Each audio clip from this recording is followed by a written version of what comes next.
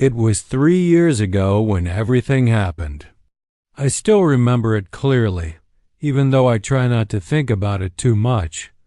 My name is Jake, and back then I was 23. My two best friends were Chris and Tyler.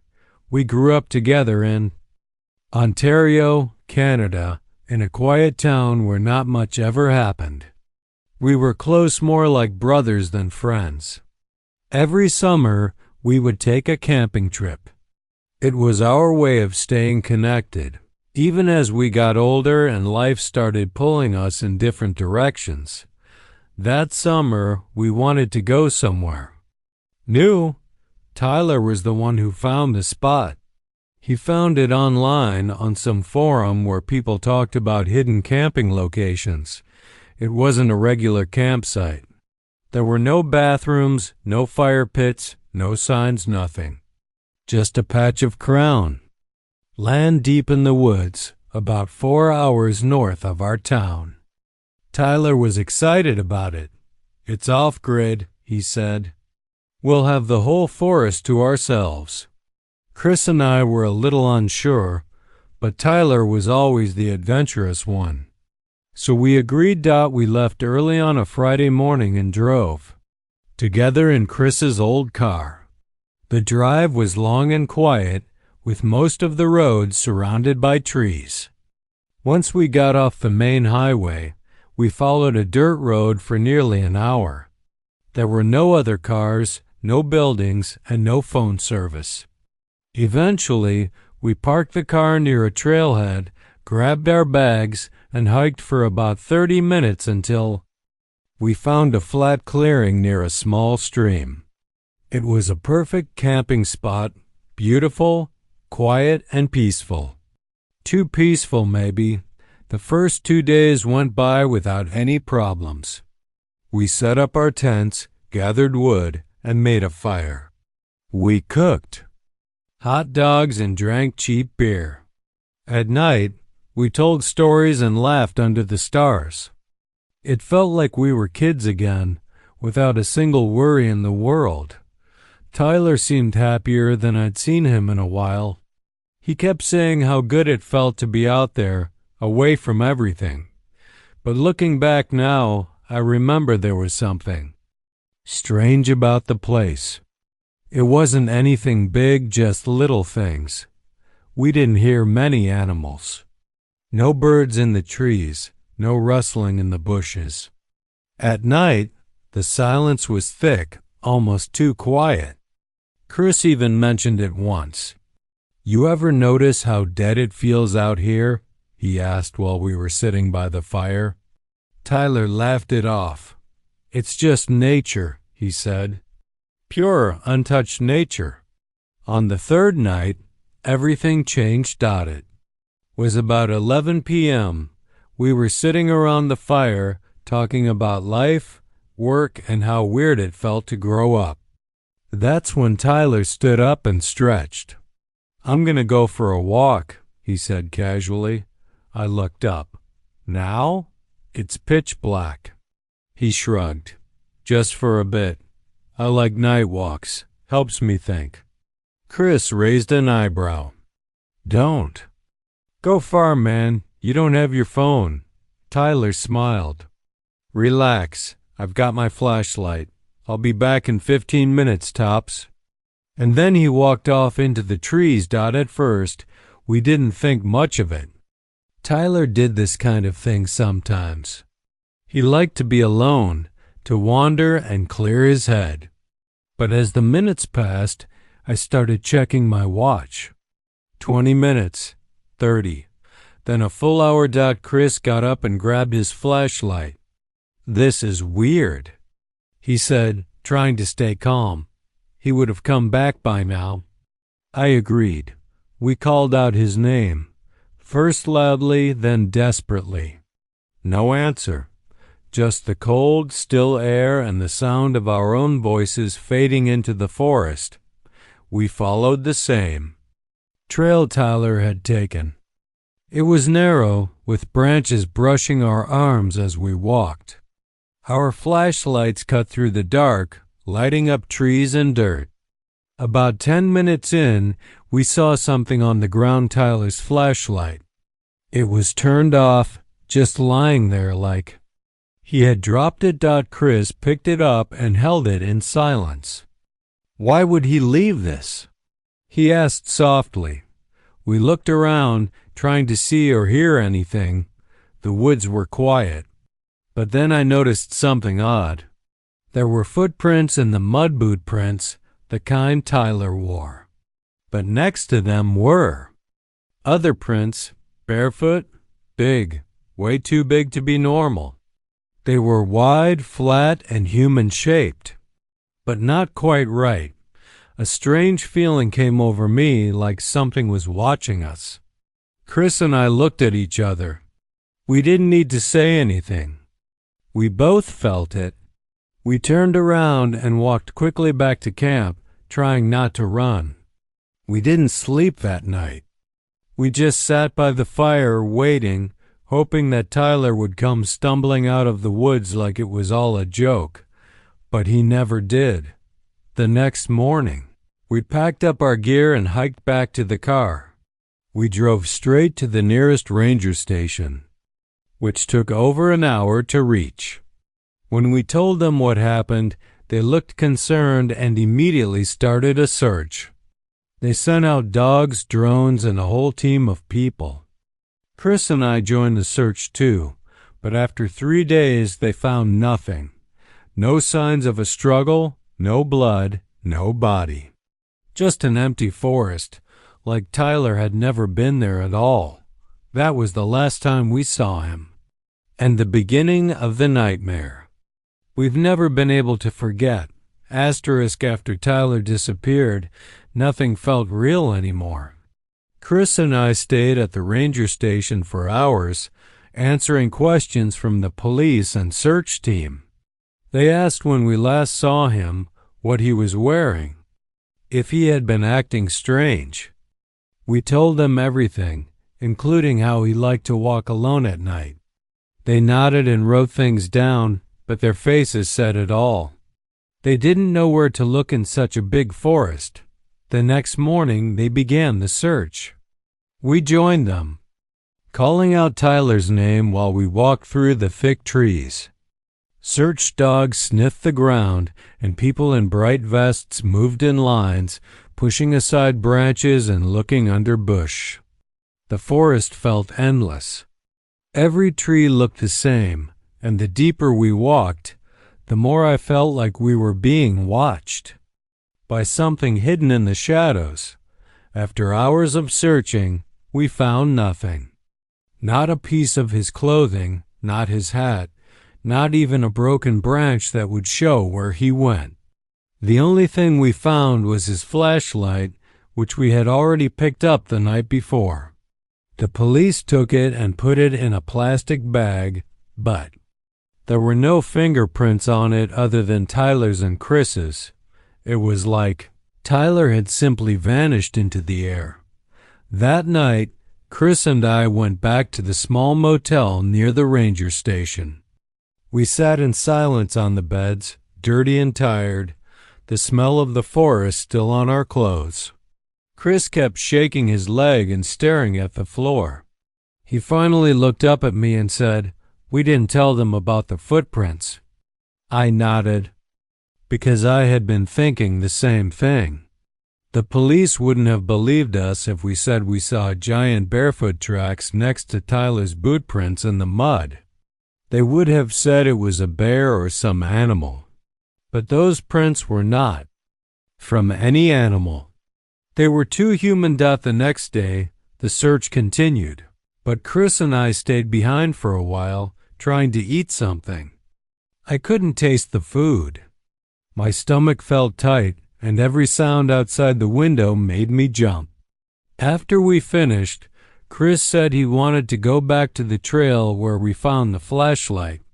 I didn't want to go, but I also couldn't let him go alone. So we drove back to the trailhead, parked the car, and walked into the forest again. This time, we walked slower, looking at the ground, trying to see if we missed something the first time. The trail was narrow, with bushes and low branches scratching our arms. The light through the trees felt colder, even though it was the middle of the day. As we walked, we found the spot where the flashlight had been, and we started to look around. That area, moving in small circles, that's when I saw something that made my chest freeze. On the trunk of a tree, at about the height of my chest, there were deep scratches, 4 lines, like giant fingers had dug into the bark. Chris saw them too, and we just stood there, staring. It was clear those marks were fresh.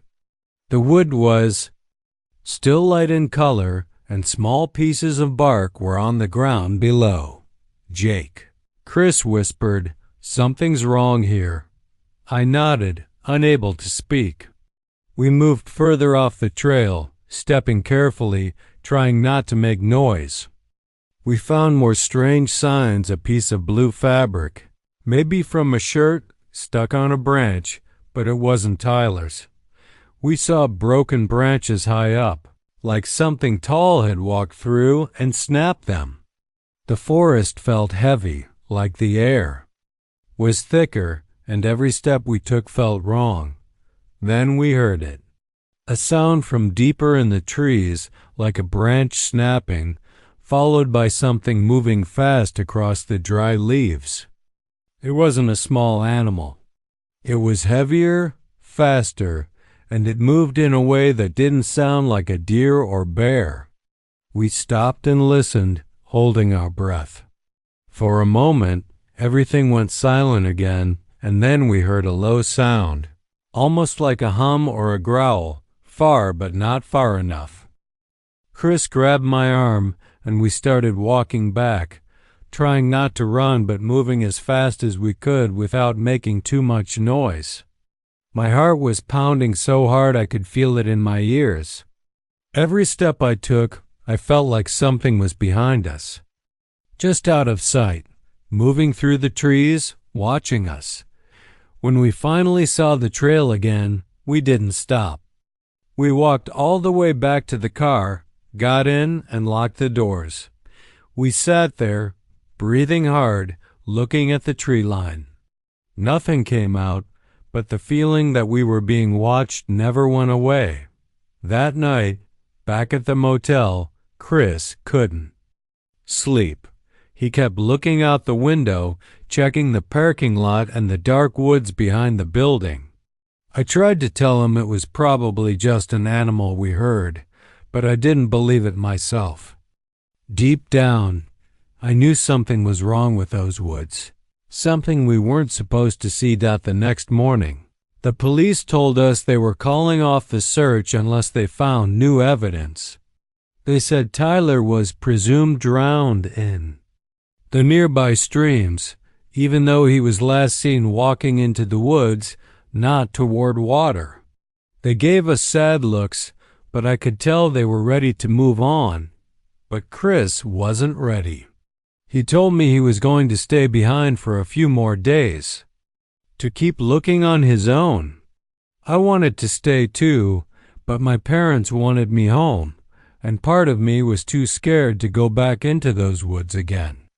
As I drove away, I looked in the rearview mirror and saw Chris standing at the edge of the trees, looking in, like he was waiting for Tyler to come walking out. I didn't know then what Chris would find, or how much darker this would get. But, deep down, I felt it. Tyler was gone, and the forest was hiding something we were never meant to find. Asterisk after the search was called off. I went back home, but Chris stayed near Elkwater. He couldn't leave. Every day, he drove around the area, looking for any sign of Tyler. He would send me short texts like "nothing today" or "found nothing again." I didn't know what to say, so I would just text back, "Be safe." Deep down, I was scared for Chris too, but I didn't tell him that. I think he felt it was his job to find Tyler, like he owed it to him because we let him walk off that night. Chris started hiking on trails near where we camped, checking places the police and search team didn't look. He told me he started to feel like someone was watching him in the woods. Sometimes he would stop walking because he felt footsteps behind him, but when he turned around, there was nothing there, just the cold air and the quiet trees. At night, he stayed in a cheap motel, the same one we stayed in before. He kept his curtains closed and placed a chair against the door, even though he never said exactly why. He just said the nights felt wrong. About a week after I left, Chris called me. It was late at night and his voice was shaking. He told me he had found something in the woods that day, something he couldn't explain. He said he went hiking off an old trail, deeper than he had gone before, in an area where the trees were so thick that barely any sunlight came through. It was quiet like the rest of the forest, but Chris said the air felt different there, heavier. Almost like it was pressing against his skin dot as he walked. He noticed something that didn't belong. At first he thought it was just a shadow, but as he got closer, he realized it was a building, a small, old cabin hidden between the trees.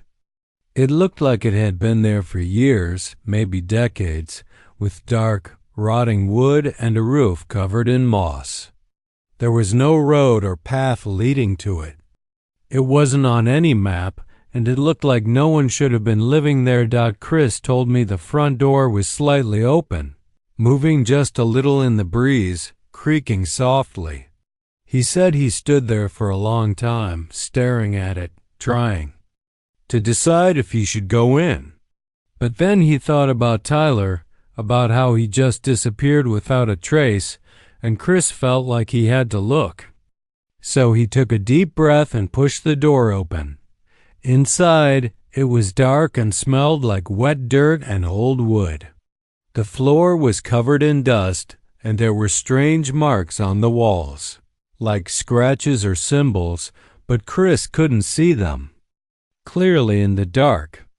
There was no furniture, no pictures, no sign of anyone living there, except for one thing. In the middle of the room, there was a single wooden chair, and next to it on the floor, neatly folded, was a hoodie. Chris said his stomach dropped when he saw it because it was Tyler's hoodie, the dark blue one he always wore when we went camping. Chris didn't touch it. He just stood there, staring at it, trying to understand why it was there, why it was clean and folded like someone had placed it there carefully. He told me he felt like someone was in the room with him, even though he couldn't see anyone. The air felt colder, and he could hear his own breathing, loud in the silence. Suddenly, he felt an urge to leave, like every part of his body was telling him to get out. He backed out of the cabin slowly, careful not to turn his back to the room, and once he was outside, he ran. He didn't stop until he reached his car, parked far down the trail, and he drove straight back to the motel. That night, he didn't sleep. He kept looking out the window, checking the parking lot, feeling like something had followed him from the cabin. He didn't call the police because he didn't know what to tell them.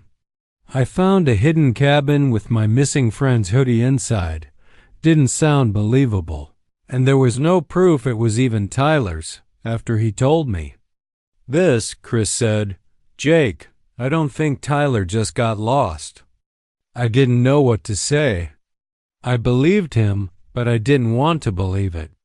If Tyler's hoodie was there, someone must have taken it off him, or maybe Tyler made it there himself. But then, why wasn't he there now?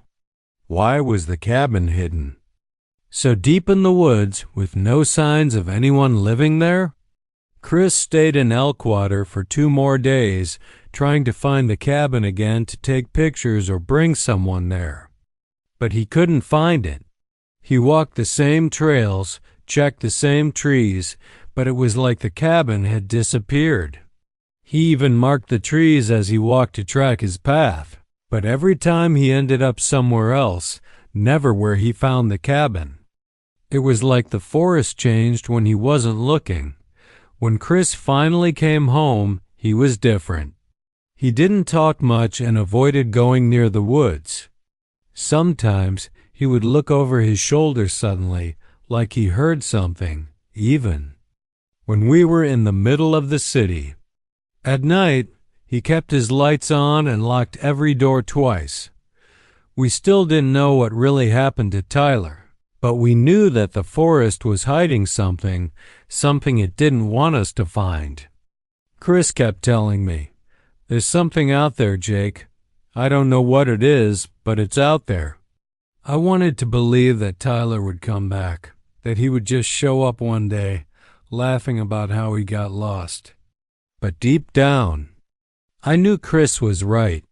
Whatever took Tyler, or whatever Tyler found out there, was still in those woods, waiting. It's been 3 years since Tyler disappeared, and even now, not a day goes by without thinking about him. People moved on. The police closed the case.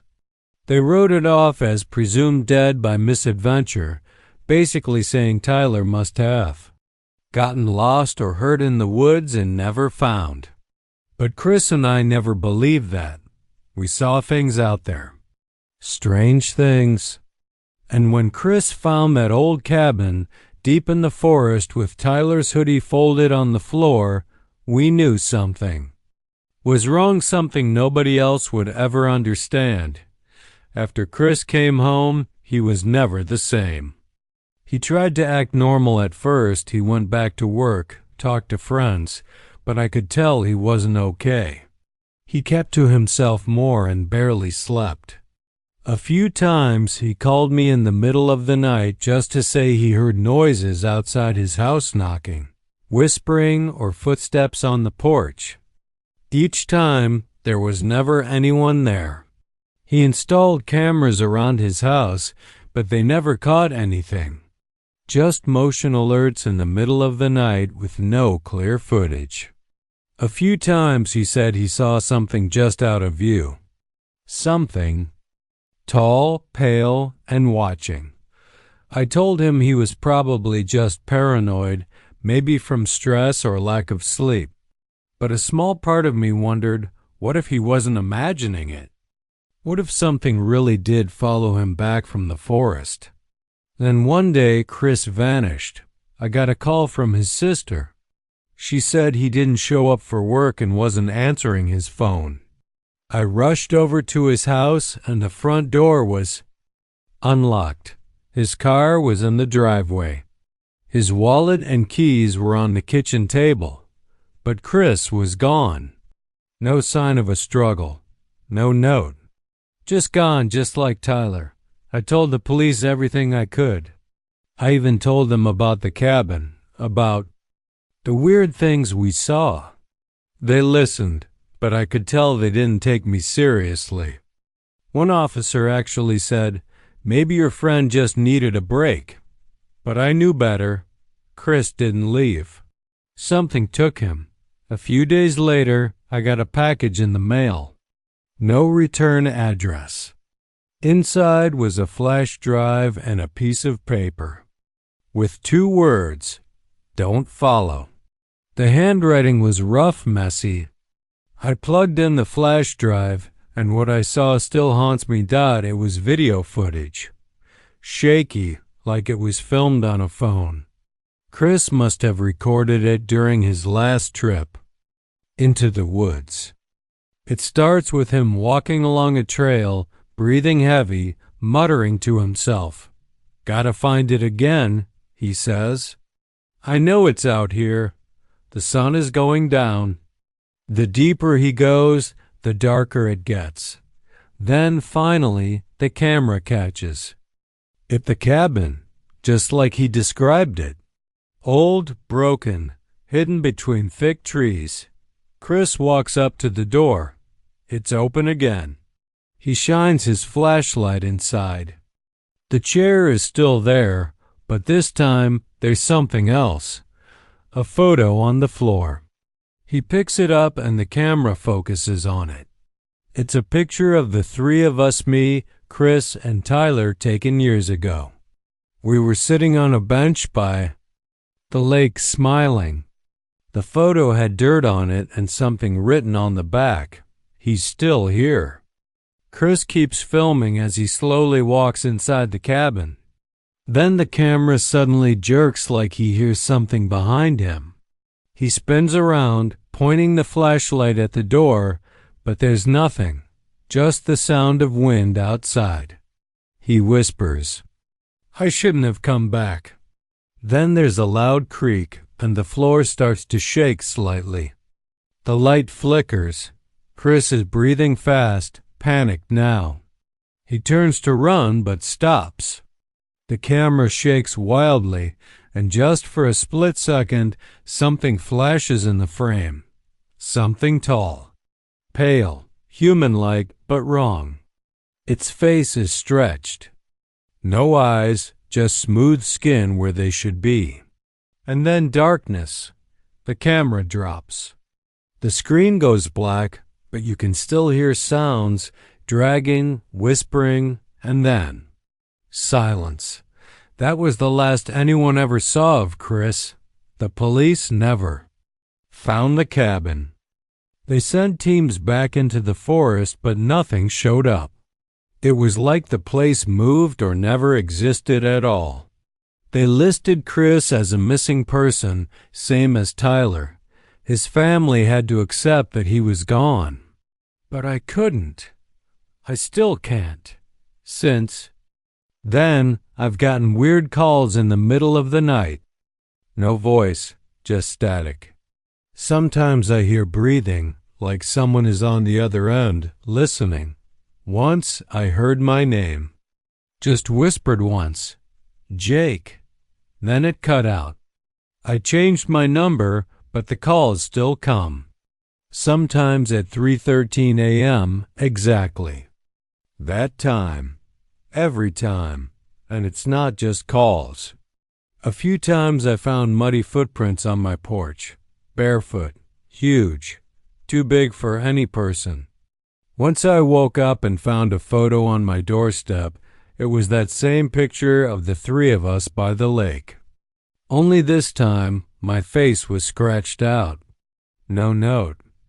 Just that dot. I haven't told anyone else this. No one would believe me. They'd think I've gone crazy, and maybe I have. But I know the truth. Something lives in that forest. It took Tyler. Then it took Chris. And now I think it's waiting for me. Sometimes I dream about that cabin. I see it in the woods, dark and still, with that broken chair inside. In the dream, someone sitting in it. I can't see who, but I know it's not human. It's watching me, waiting, and every time I wake up, I feel like I brought a piece of the dream back with me. I've thought about going back to the forest, just once, to find the cabin, to find out the truth. But then I remember the note, "Don't follow." I think it's a warning, and I think the next time someone goes into those woods, they won't come back either.